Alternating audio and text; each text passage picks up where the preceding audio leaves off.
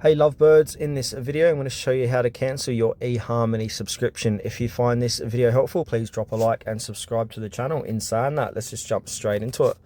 Alright, so I've got a few different ways how to cancel your Eharmony subscription. So the first way is via the website. So log into your Eharmony account, click on your profile picture or username at the top right hand corner, select data and settings from the drop down menu, scroll down to the account settings section, find the billing subsection and click on amend subscription. Follow the prompts to cancel your subscription. Now if you got it on mobile devices, so open up the Eharmony app and log in if needed. Tap on the menu icon, it's the three horizontal lines on your profile picture. Select account settings, go to the billing section, tap amend subscription and follow the instructions to cancel.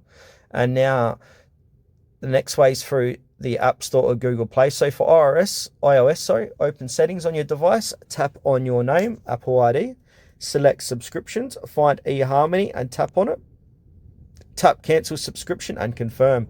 And now on an Android device, go to your Play Store and then click onto your user profile, top right hand corner.